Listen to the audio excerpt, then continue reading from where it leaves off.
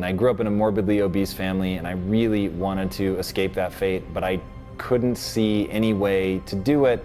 I would try to ask myself what the least amount was that I needed to do in order to count it as a workout.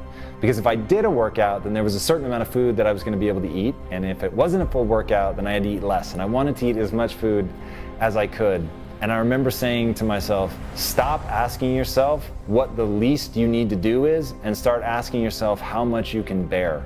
And so I just started thinking about, what did I really connect with?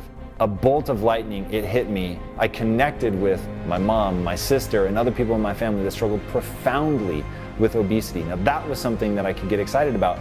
I wanted to build something that I was passionate about. I wanted to create community. I wanted my real personality to shine. And I wanted to build a business, which ultimately became Quest, on the back of actually wanting to deliver value to people and help. My sister ended up losing over 120 pounds since we launched the company. It was one of the most breathtaking and beautiful, not only physical transformations, but mental and emotional transformations I've ever seen. Like, that's gonna be the juice. Like, and that was the thing. When it got really fucking hard and all I wanted to do was go to bed, I would think of my mom and my sister.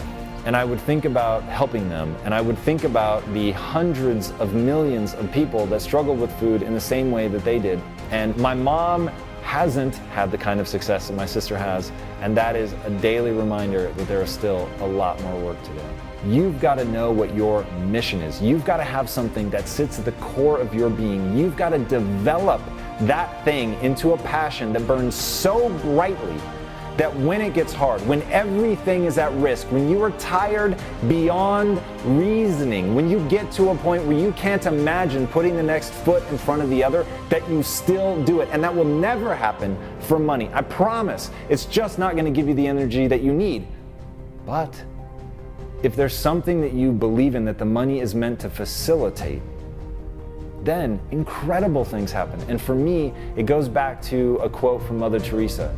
No one will act for the many, but people will act for the one. The very meaning of life is to find out how many skills you can acquire that have utility, and then put that utility to the test in service of something larger than yourself. That's the juice.